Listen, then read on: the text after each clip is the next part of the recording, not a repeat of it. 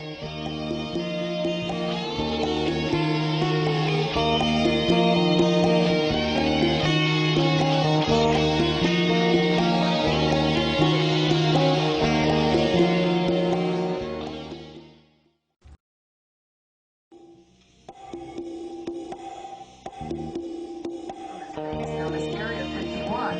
out Area 51 has a sister facility, Area 52, and it's a place of secrets of its own. He's driving home about the time I get to Los Angeles and get my cell phone. I said, Bob, he says, where the hell are you? And I said, well, I accidentally got on the wrong airplane. I'm in Los Angeles. So that was the big laugh for about 5 years. John Lear gets on the wrong airplane. Okay, with your ideas, and they're pretty cutting edge, basically. Do your friends agree with you? I don't have any friends. Come on, John. I don't believe you. Friends. You're one of the most charming guys we've come across. My good friend Bob Lazar thinks I'm nuts. So. Does he really? Yeah. He told us at the birthday party. And he works on UFOs. So as a matter of fact, if you'll reach behind you, I would like to read his birthday present to me. It's that cup that says JL. Right. Just hand it over here. Okay, now Bob Lazar had this made for me, and this is my birthday present.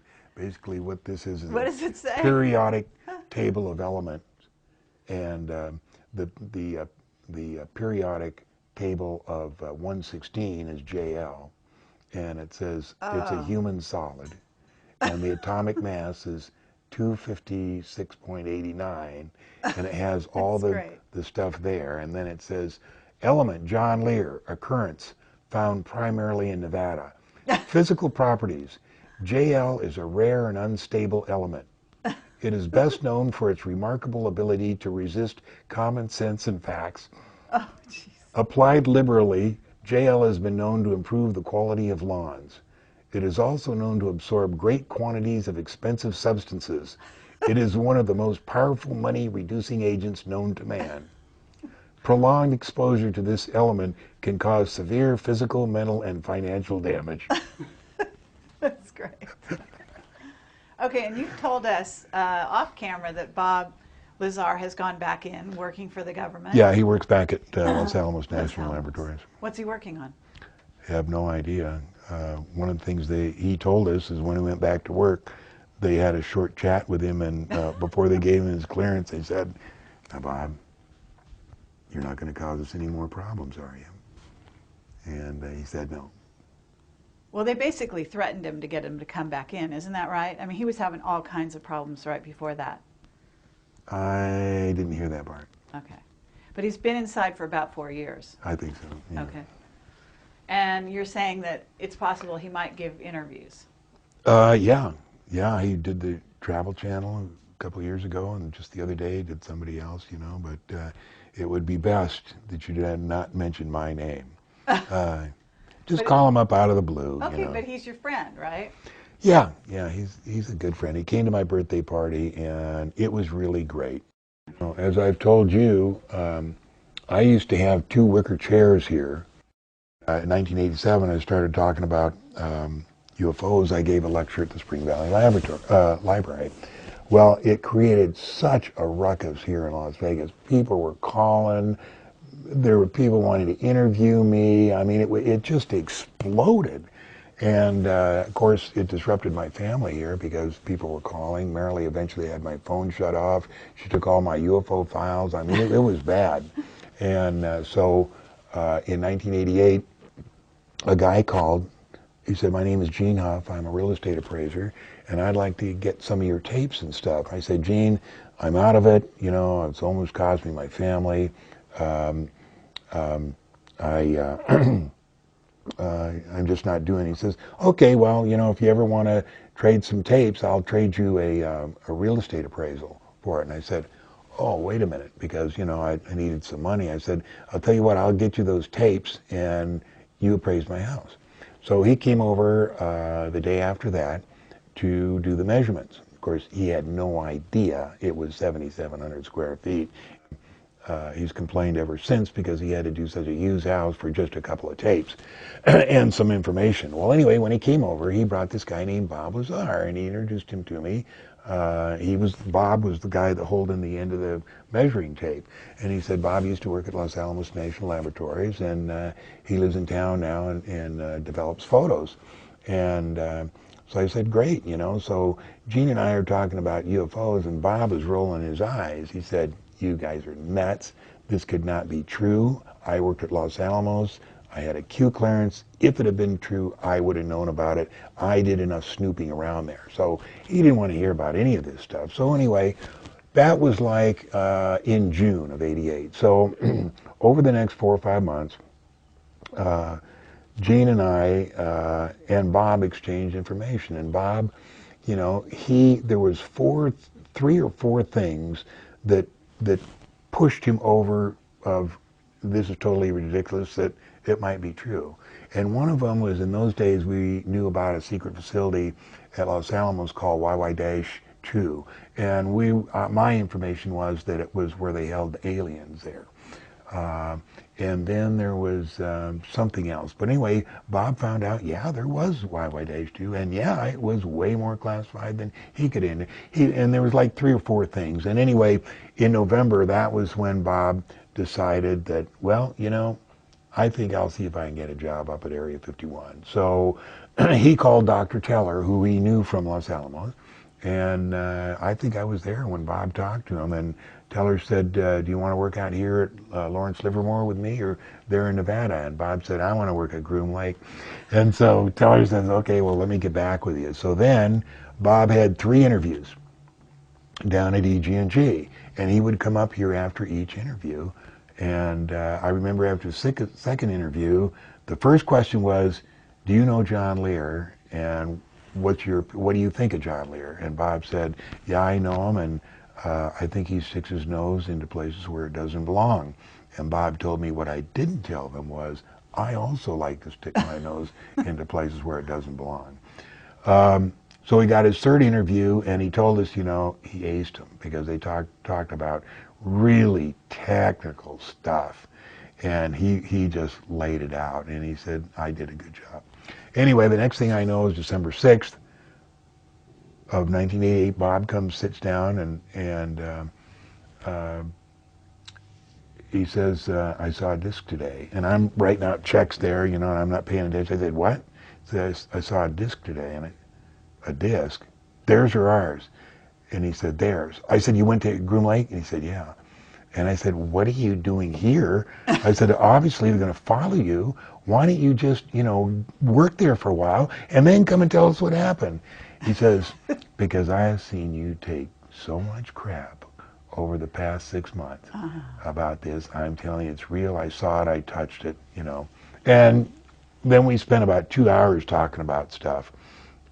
And it was just totally shocking. And Okay, and then, but tell us that story. I mean, we got it on the other tape, but it's just so much fun, where he sits down and says, John, you'll never know what it's like. That was January, and he'd been up there 2 or 3 times, or 4 or 5 now, I don't know how many. And I remember January because it was bitter cold. And I had a short sleeve shirt on like this, and Bob comes in and sits there, and you know, he's just on. He's lit, and he wants to talk about something, and we already knew we shouldn't talk in here. So we went out by the pool, and Marilee's coming this way, and you know, she said, "What are you 2 doing?" You know, we're going out, you know, to talk, you know, and she's suspicious of anything anyway, so she doesn't believe that for a second, but she lets us go. So we went out in that little back place by the stable, and I'm looking at him and said, what? He said, John, you will never know what it's like to see your first alien. I said, you saw one? He said, yeah. I said, it couldn't have been a doll, it couldn't have been, no, it was one. And, you know, these days you ask him that question, he says, well, I don't know. Could have been a doll. They were doing all these weird stuff. Oh, yeah. But that night, that's exactly what he said. Okay. And I said, how did it happen? He says, well, I was walking down the corridor. He said, I got a guard on each side. And he said, I walked by this door, and there's like a 12-inch window pane, and it has wires through it. And I looked through it, and there's 2 guys in lab coats facing me and an alien standing up talking to them. Now, did I show you that picture? No, I don't think so. Because he drew it for me. Oh, really? Do you want me to? You have Do you his want me to get drawing? up? Yeah, absolutely. Yeah. These are a lot of stuff I kept from Bob. For instance, here's how security clearance works. The lowest clearance you can get is top secret. And then above that, there's 28 levels of top secret crypto. And then above that, there's 10 levels. Now, these aren't the real names, except the top one is Majestic.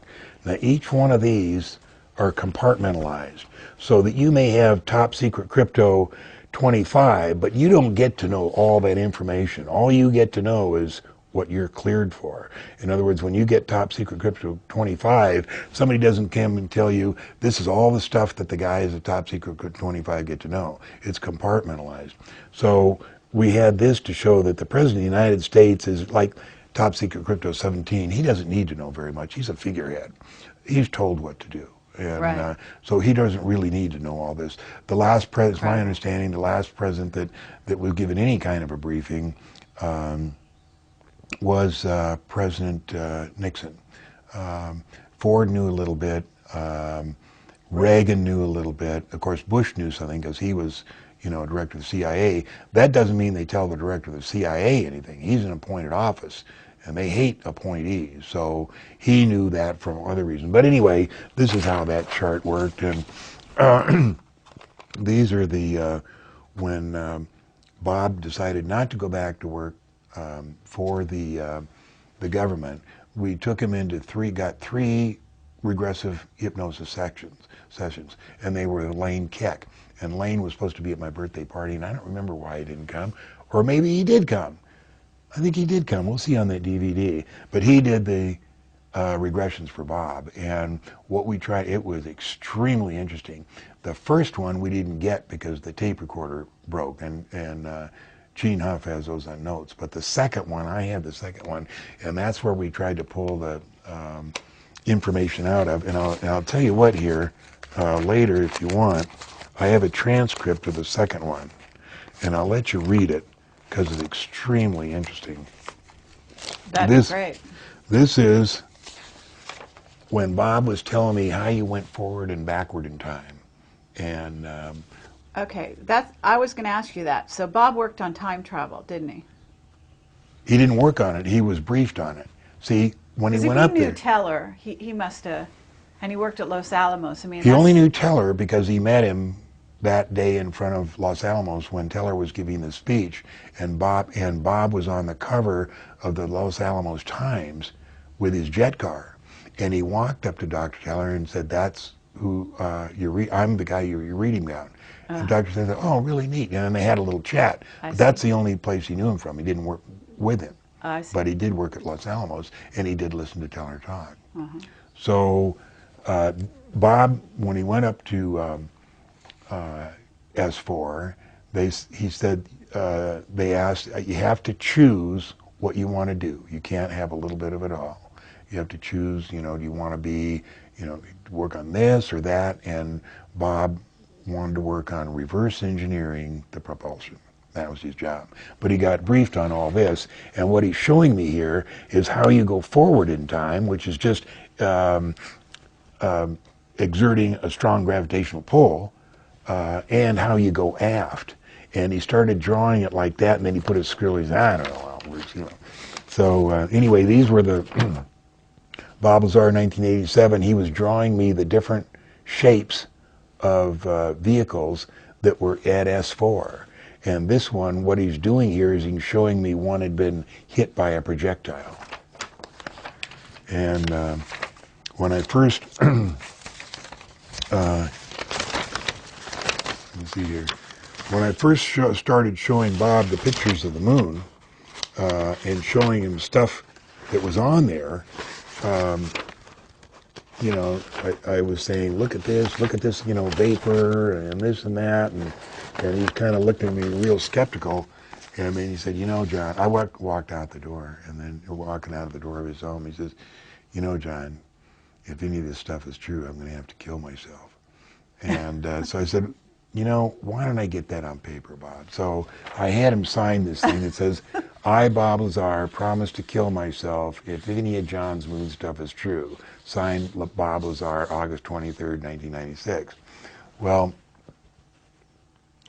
what happened is, when I finally got somebody, you know, when I ordered that photograph from NASA, you know, they sent me the negative. It was a, you know, it was a 16 by 20 negative. Right. And it took me, you know, 5 or 6 years before the technology got even to Las Vegas to make a positive that size negative. So when I got it, I took it over to Bob's house, and there's a little one right here.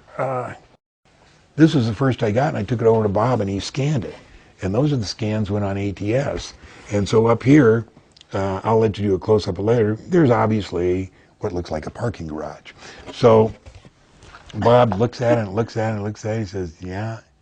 He says, I got to admit, that is not natural. That is something. And so I said, you know, Bob, we've been friends for a long time, and you know, I know you're a man of your honor. And you have agreed that if any of my moon stuff was true, that you would kill yourself. And he says, well, is there any way I can get out of it? And I said, yeah. As a matter of fact, why don't you just sign this statement here?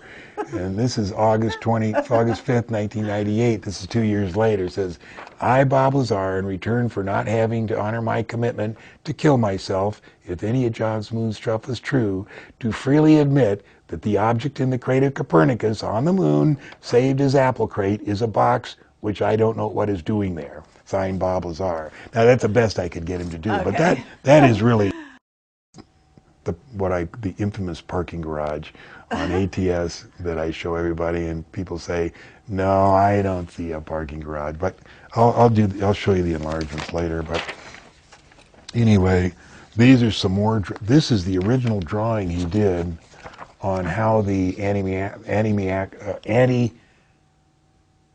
reactor worked. And this is how he showed me the arches were in the And that was what year? This is all between December and March of December of 1988, March of 1899. And these are the notes I kept. Meeting with Bob Lazar, November 2nd, 1988, because I typed up this stuff. I see. And now, it says, now, did he draw an alien for you or not? yeah. You got it there? We'd love to see that. I realized that that's what we read to get this. Now, the original is blue, and I'm sure it's here somewhere, but this is the original drawing he made me, drawn by Bob Lazar, December 1988, January 1988, disc hangers at S4. Position of gray in relation to two scientists in lab coats, size, orientation, and construction of window through which he saw scientists and the gray. So this is, he was scribbling all over. This is the test site, and whereas 4 was, this was the length of the hangars, 360 feet, and each bay was 40 feet long. This was how the saucers sat in the hangar. And this drawing right here is the two, and this is what Bob drew. These are the two lab technicians, and that's the little alien facing the other way. And he drew the door, and he drew that wire going through the window. He said he looked through that and saw those guys right there. That's great. Did they ever have any exposure, like communication with them? Yeah, 3 times, at least 3 times. Really? And I'll just show this because this was on the back side of the piece of paper. This is Aurora, and this was the airplane we have that cruises at 250,000 feet and goes Mach 12, and that was in 1988. And this is what it looked like when he stepped down from the Boeing 737. When he walked down the ramp this way, that thing was parked towards him, so he was looking up the tail. And he said it was absolutely enormous. He said there was 2 giant squares where the exhaust was, and he said a man would look like a little doll, standing in those. Wow. He's looking at it from behind. This is he's looking at it from behind. Yeah. So he doesn't know exactly. He just assumed that that's what it looked like in plan view. So anyway, the 3 times that he saw the alien was the first time was when they gave him the pine-smelling fluid. And what they did, it's really interesting, when Bob came in here the very first day, and he said, I saw a disc. I said, and he used to wear a ring, and I forget which finger it was on. I said, okay, now listen to me, Bob. They're going to give you some drugs and to make you forget what you're doing. So what I want you to do is, when they take you in to give you the drugs, I want you to take your ring off subtly and put it on your other hand. You won't remember, but when you come up to see me, I'll see it and you'll know you already take the drugs. He said, They already did that today. I said, they did? And he said, and he described this elaborate drug test of, how they took a needle and they put a rectangle on his, scratched a rectangle on his arm, and then made lines like this and lines like that, and then they'd take stuff and they'd put into each little square like that. And then they took him into a room, and he said the room was just like a regular doctor's office, and there was a couch, and he laid on the couch, and he said there was a screen and blocking something, and he said he knew the gray was behind it. Then there was a military guy with an M16, and a doctor and a nurse, and they had him drink the pine-smelling fluid, and he drank the cup, and immediately he felt, dizzy, and he said he described exactly what he felt like. He said he felt like he was in a well that was 100 feet deep, that his arms were 100 feet long, and he was just holding on to the sides of the well, just barely with his fingertips. That's what he felt like. Huh. He said then they started to read the clearance with which he was, or the briefing of the clearance with he was being given. So they'd say, they'd read a sentence, and say, and I understand that, I am being briefed, and at the end, the soldier would take the M16 and poke it into his stomach like that. And he said it really hurt. And each different phase of the clearance, the soldier would take the M16 and poke it into his solar plexus. So, and so in the tapes that Lane Keck did, when we were trying to get the information out, they told him a lot of really interesting stuff. And when we would get to, well, what's going to happen in the future, he'd say, I'm not supposed to talk about that. And then Lane would try to work around it with some subtlety, and Bob would grab it, says, no, I can't, it hurts. Oh, no. And so that was so like a programming thing. Right. So did he ever do the ring trick? No, because he had already done it. He said they already drugged him. But he had to keep going to work, so. See, the reason he quit was because when we got caught, he invited us up to see the flying saucer flights on March 21st, 1989. And I have that tape right here, and I'll show you. It's only 9 minutes long. We took that Celestron 8, and we saw, he told us when it was going to fly, and me and Gene are right there, and I focused in on it, and I saw a flying saucer, and it was, tilted about 40 degrees, and it was gold, and it had the stuff radiating off, and I said, quick, Gene, quick, take a look. And as I stepped back, I hooked my foot around the thing. So that came up at the birthday party, because everybody at the birthday party was supposed to tell a John Lear story. And that was Bob's story. And, okay, well, also the story about getting stopped on the road and the guns in the car. That was when Nye County Sheriff stopped us, and that was the third time we got caught. But the point of that story was that when they took him in the next morning to Indian Springs, which is the center of all the security, and took him out of the car with a gun in his ear, they said, now, Bob, when we gave you this clearance, it meant you were not supposed to tell all your friends about the flying saucers. Now, do you want to work here or not? And that's when Bob was non-committal, because the last 2 flights he had taken up to Groom Lake, he could remember walking up the steps and walking down, but he couldn't remember anything in between, and he said he didn't want to work on a program like that. Well, what about the tall whites? Because from what I understand, you know, Charles Hall talks about the tall whites being out at Indian Wells, that area. You know anything about No. that? Bob ever talk about the tall whites? No. No, only the grays, and they only had the 3 times. The once was when the pine-smelling fluid, and the once was seeing them in the room, and then once when George Knapp hired Tavernetti to come up and do the lie detector test. George rented a room at Caesar's Palace, and Bob and Gene Huff got there early, and they knew the room, and so they pulled the door open, and Gene pulled the door open, Bob looked inside, and he turned white and nearly fainted, and he walked over and he sat down in a chair, and Gene says, "What in the heck is the matter with you?" And Bob said, I just had a flashback. He said, I remember talking with the gray.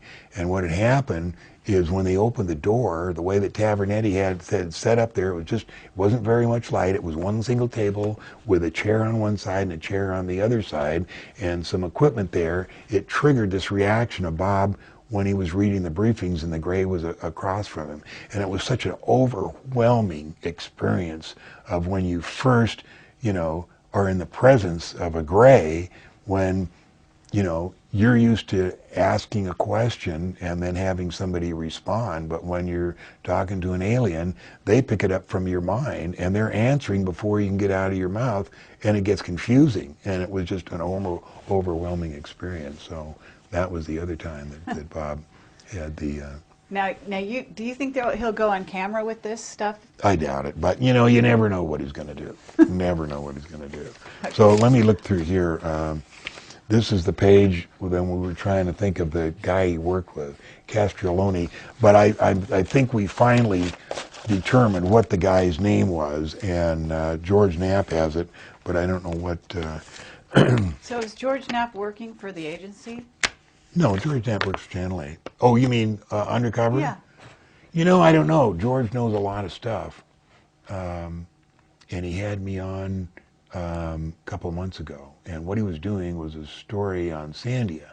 Sandia is the most secret, or not the most secret, it's the secret base here that replaced Groom Lake, Area 51. And it's out on the Paiute Mesa. And I got a map of it here. They started building it in 1980 and finished it in 1987. So it's now 20 years old. About 4,000 or 5,000 people work out there. I mean, it's a huge underground base, absolutely enormous. I mean, there's great big cylinders of offices and stuff that go, a mile deep, and then out on the test site, there's a couple of runways with all new hangars there and everything. It's just a massive operation. So when George went up there to film it and he couldn't find it, but anyway, I'll show you. As a matter of fact, I have it here on DVD. I'll show you the exact thing that we did. I told him that one of the interesting things was that how do we get the people out there? They can't drive out there because it's too far. Can't have that many people on Highway 93 or 95 because we'll be exposing that stuff. We can't put them on the 737s because they're already full now, and we can't put on more airplanes going out there. So what they did is they built a high-speed train that goes from Sandia down to Vegas. And what they did is they put the stops under 2 of the major hotels so that the guys, it just looked like gamblers or hotel guests walking in there, and they go in there, they open a door, do the card key, and go down to the thing. And it was great how they do that. Which hotels, yeah, but I'm not going to say. That's great. So I got to show you. Have you ever taken the train? No. Where it is. You can, I've been meaning to go down there, but I try to stay out of trouble. Here's the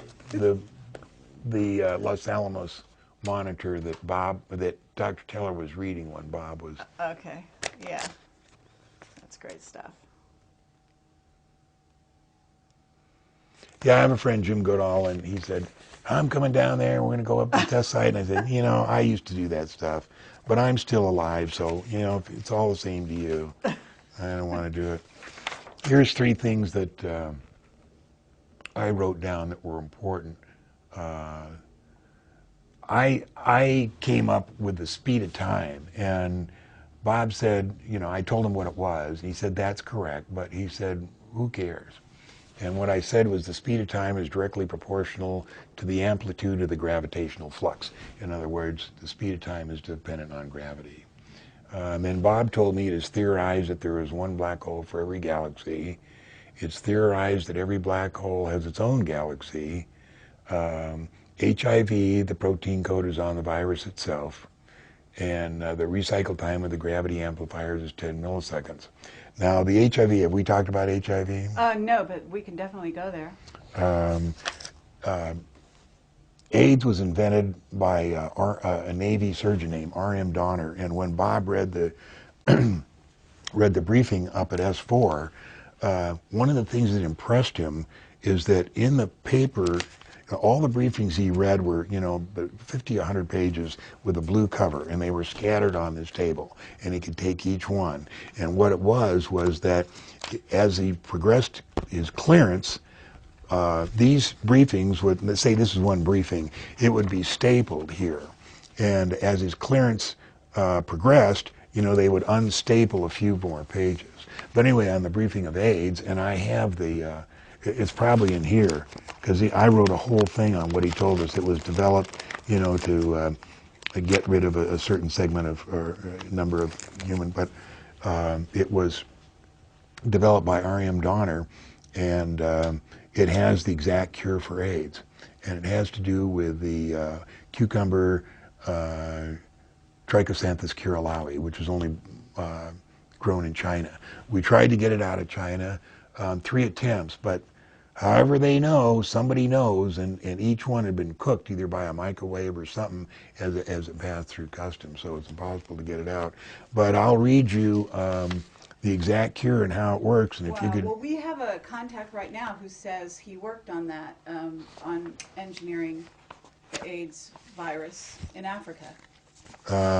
Possible, but it wasn't in Africa, it was here, and it was released in Africa, but it was developed up at S4. So Bob and I looked for R.M. Donner. We found him. He lived in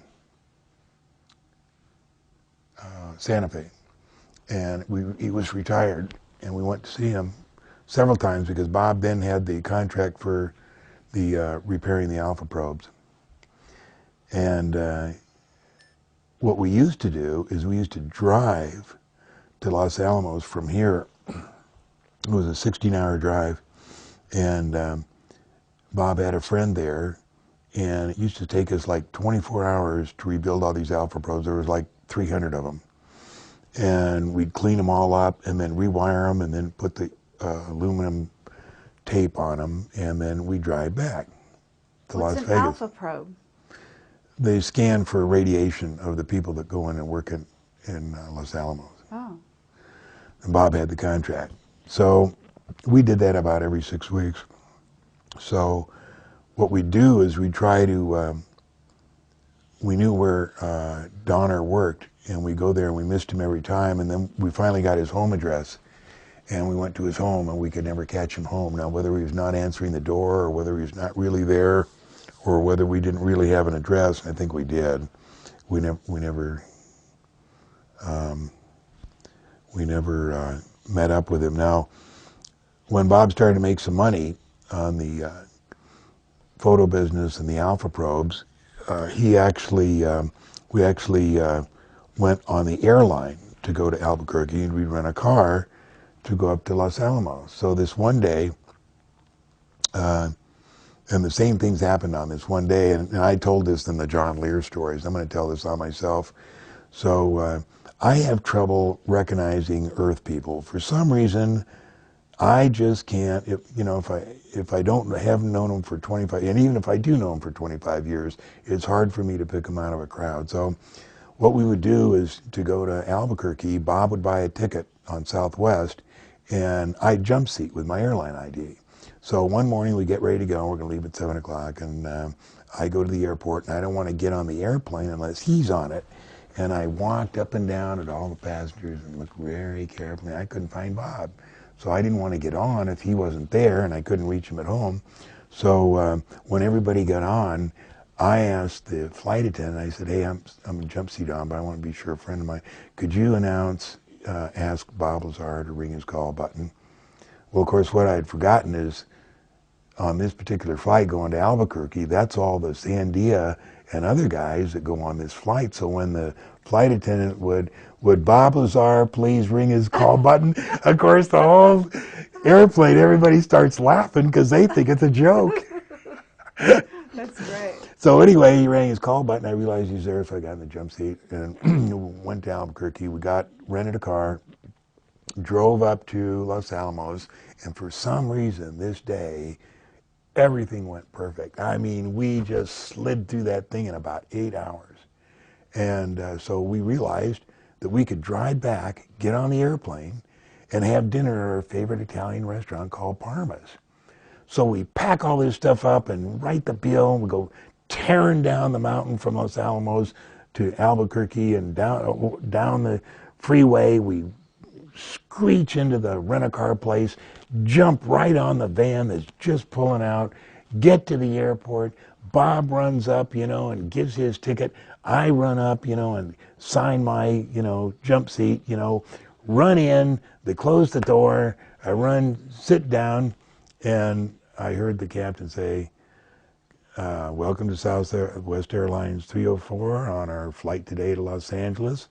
And I realized that I had rung down the wrong gangway and got on the wrong airplane. So meanwhile, Bob is on the airplane waiting for me, and he sees him shut the door, and he can't figure out where I went. So all the way to Las Vegas, he says, well, maybe he got into the cockpit, and I didn't see him. So they get to Las Vegas, and it takes much longer to get to Los Angeles, so I couldn't call him.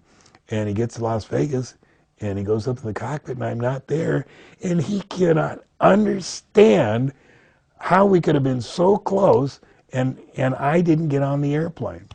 So he's driving home about the time I get to Los Angeles and get my cell phone. I said, Bob, he says, where the hell are you? And I said, well, I accidentally got on the wrong airplane. I'm in Los Angeles. So that was the big laugh for about 5 years, that John Lear gets on the wrong airplane. The information that Bob got up at S4 was AIDS is a virus that is protected by the protein coat on the RNA preventing the antibodies, the T4 cells, of the immune system from detecting and eliminating it.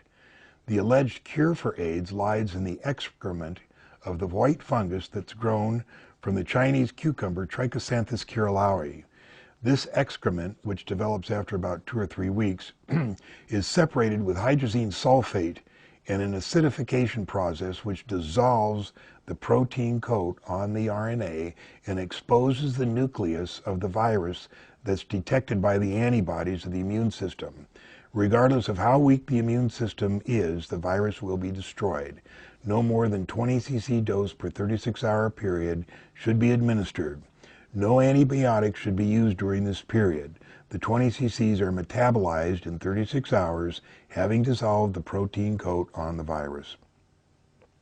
And I mentioned here, over the last 20 years, I've been party to several attempts to get samples of the Trichosanthus curulaui out of China, but all have met with failure. The last samples having been cooked during departure procedures.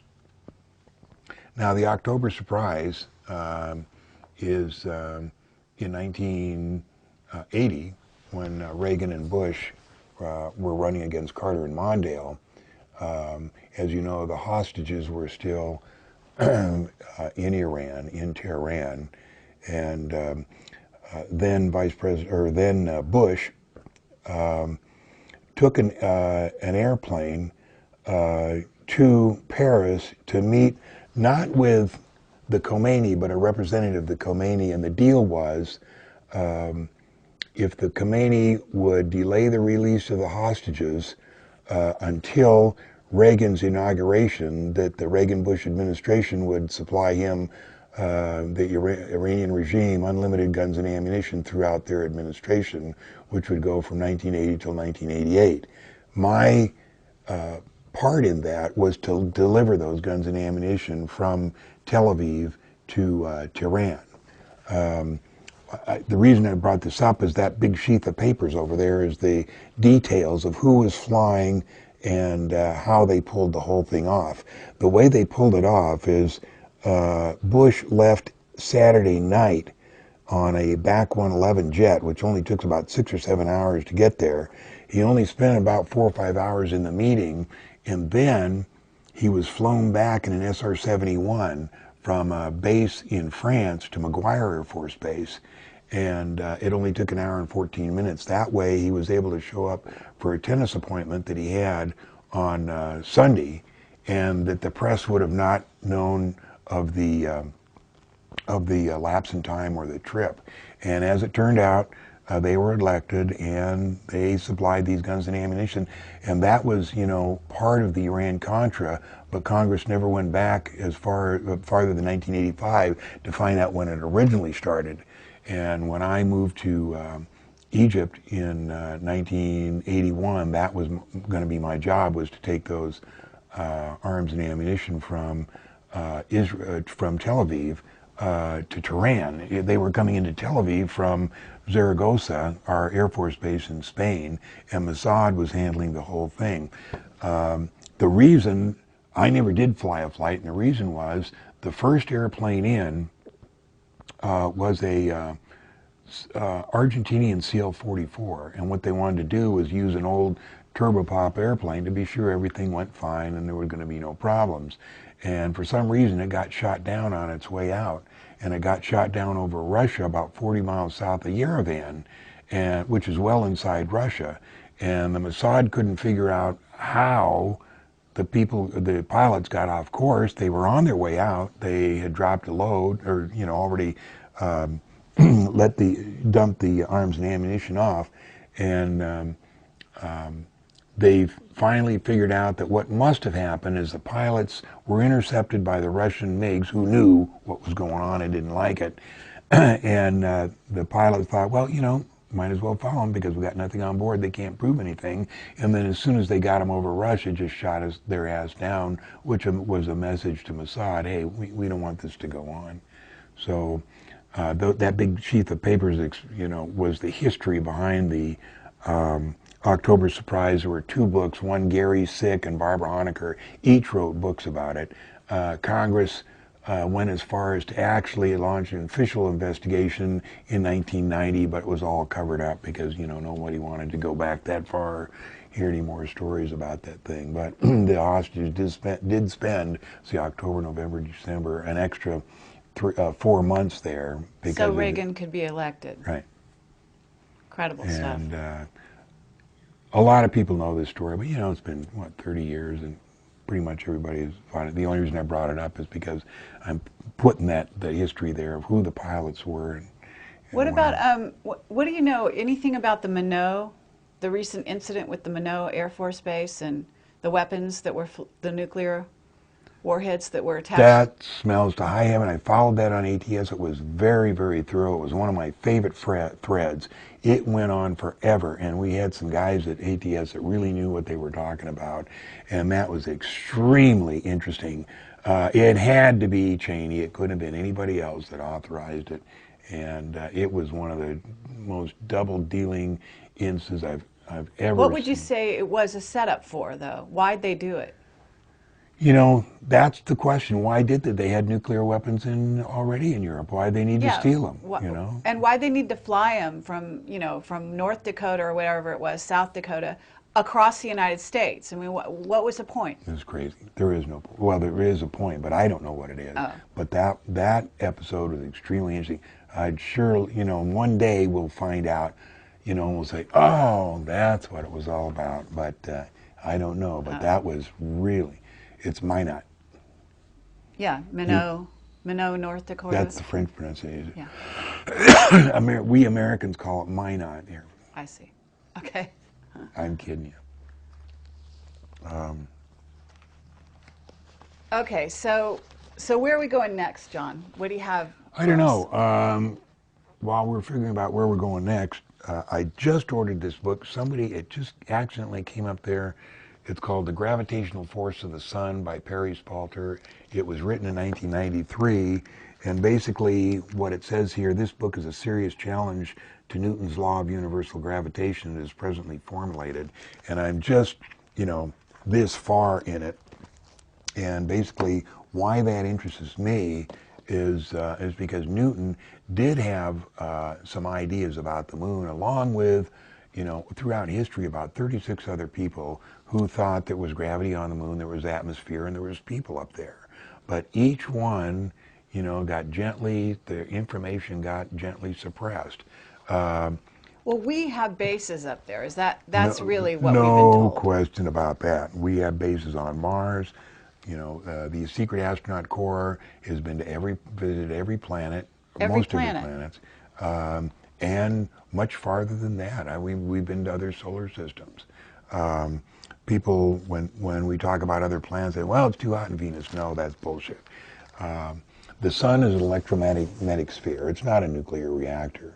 And it doesn't radiate heat as such. It radiates electromagnetism.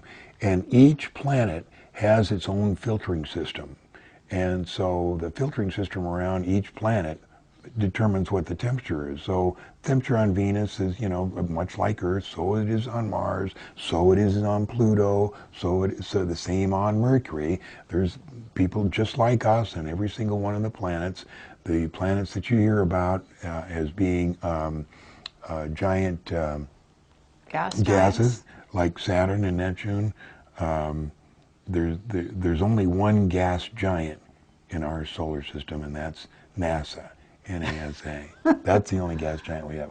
All the rest of the planets people live on and happy. Okay, so what do you think? They're being shrouded? You think there's we're being suppressed. The information is being suppressed. We're not allowed to know about any of that. The people that Hoagland talk about have taken over, and they consider space their personally theirs, and they don't want to share it with any with us. They have technology that we wouldn't have to pay for gas or electricity right this single minute. Right. But they don't want to share it with us. It's only for the elite, and we're not included there. We can go to war and be subjects for weapons and tests and stuff like that, but we are not going to share in that technology.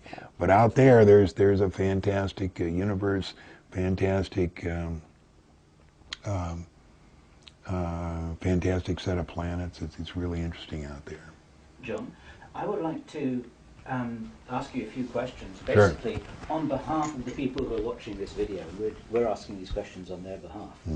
First of all, I want to say that our source, Henry Deacon, told me personally, I don't think this is on our site, because for me it felt outlandish. He said that there's life on every planet in the solar system. He looked me in the eye and he said, you may well not believe this, but I promise you it's true. Yeah. He said that Venus is not as hot as they want you to believe. He said the sun doesn't work the way that they teach you in school. He said a whole bunch of stuff that corroborates what you're saying. Now, he was on the inside. He's worked in deep black projects all over the place in a number of establishments. And so his source comes from briefing documents, conversations with other physicists, and so on and so forth. Where do you get your information from here? Because this is so extraordinary and way off the end of the spectrum that people need to know how you figured this out, or who's told you this, or what your sources are. Specifically the sun, that came from a document in the Branson files.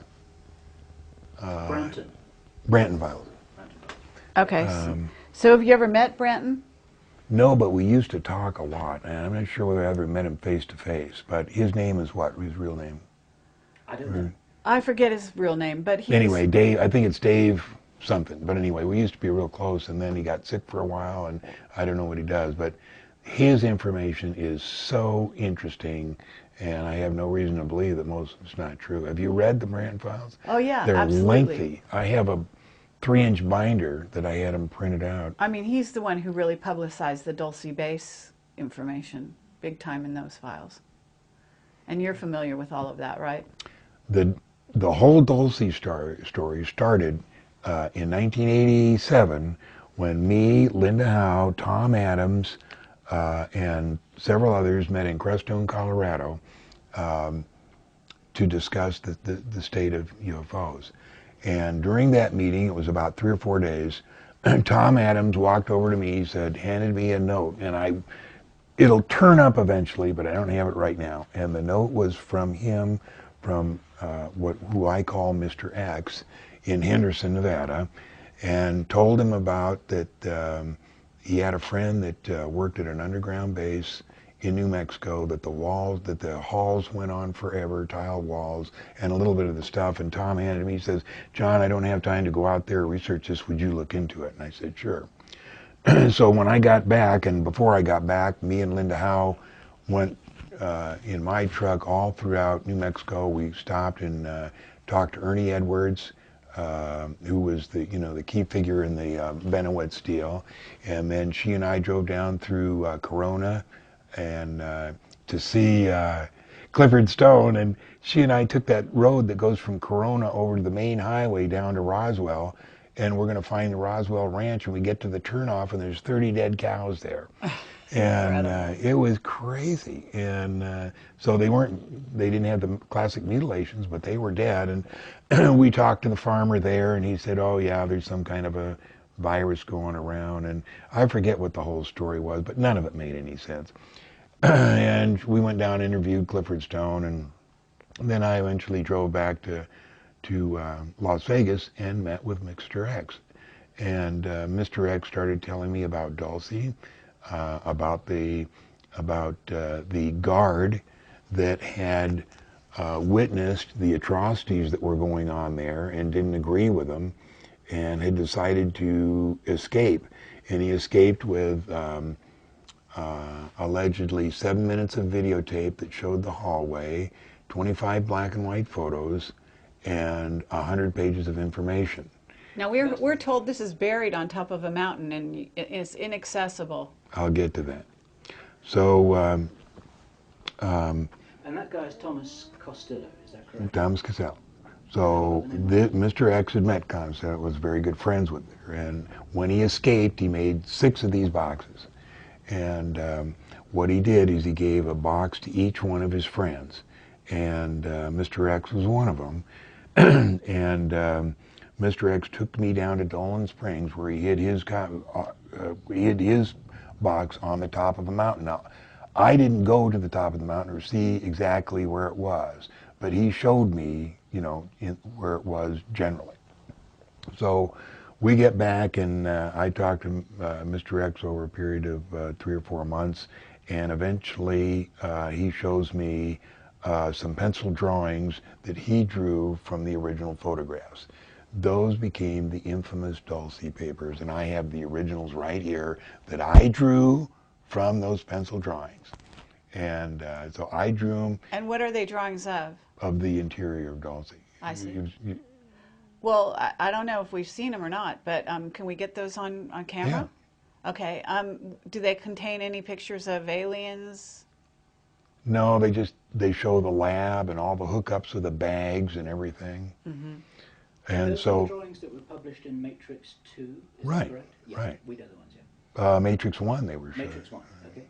And the way that Matrix happened is when I was getting into all this, a guy kept coming knocking on the door, John Grace, and hey, I'd like to talk to you. And that was the time when I was having so much trouble with Marilee, and I kept saying, don't come here, I don't want to talk about it. Finally, he came in, and we developed a long relationship of collaborating on information.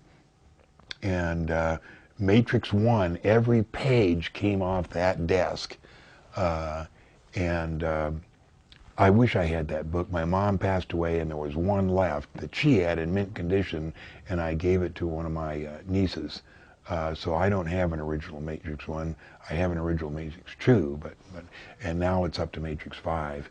Anyway, John Grace was a really interesting guy, did a hell of a lot of research. He worked for Nellis Air Force Base, and one day during this period, like late '87, he wrote a kind of a state of the state of the research, where we were at, as far as what we had found out, and he wrote it. He wanted to get it out, but he didn't want to use his name. So he wanted to suggest a name, and I said, well, why don't you call it krill, K-R-I-L-L, because the Pentagon dealt with an alien back in 1994 called krill, C-R-L-L-L. And he said, okay, and then he came up with out of the blue, the initials OH. It became the OH krill papers. And we weren't trying to shine anybody on. We weren't trying to put any false information out. It was just what we thought the state of the art was then, and John wanted to know, and we made up that name. So later it became a full-fledged disaster because Bill Cooper started coming up then, and Bill Cooper and I did several video interviews, and one of them was this PM magazine in Salt Lake City. And during that interview, they asked about the krill papers, and Bill Cooper said he'd seen them in the Navy 20 years prior, when, you know, John Grace and I had dreamed them up like 2 months prior to that. And the other thing was, there was a paragraph out then talking about the Excalibur weapon, and the Excalibur weapon was a weapon that the military were developing that would penetrate 1,000 feet of soil.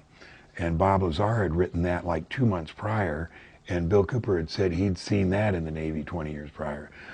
So I took Bill Cooper out in that dining room. I said, what in the hell are you talking about? John Grace and I wrote that krill papers, and Bob Lazar wrote the Excalibur. He said, well, that may be, but I saw him in the Navy. So that's when Bill Cooper and I started to split, because I couldn't understand why he was saying stuff like that. And then it became known as UFO disease. And UFO disease is when you get so popular in the UFO field and you don't have anything new to say, you make it up. Okay, well, let me ask you something, because as far as I know, the Matrix books are written by Val Valerian, who is John Grace, right? Right. Okay, so Matrix 5 talks about Planet X, I'm told. I've got Matrix 5, and I don't remember seeing Planet X referred to in there, but, you know, basically I was just told that it reminded, I guess, that it talks about Planet X. I mean, it certainly talks about everything in there. But, and you say Planet X is a complete fallacy, so are you still in touch with John Grace? You know why he says it's true? No, I don't know. John Grace, you know, I ordered Matrix 5 and I read the first 30 pages and I couldn't get any further, so there may be a Planet X, there may be a Nibiru, but it's not going to destroy Earth in 2012. Okay. Huh. What about meteors, you know, aimed at this planet that are heading in? We'll be protected. You don't have to worry and about how, that. And what, by what? The guys who take care of us. Which is, are you talking aliens? You're talking aliens. HARP? Yeah. Are you talking? Do we have any idea which aliens are protecting us, or do you? Probably the Greys. The Greys are responsible for what we call the physical body, which Bob read up at the test site are the containers. They refer to it as containers. That's their job. They see that everything goes okay, and the container contains the souls. The Greys can change souls from body to body, but their responsibility is not the soul. That's somebody else, and I don't know who that person is. The Greys are just here responsible for the containers. That's why there would never, unless extremely unusual circumstances, would a meteor ever hit the Earth. There'd be no catastrophe like that. Let's keep that thought, and I'm going to have something to eat here. Thank you, darling. That was really great.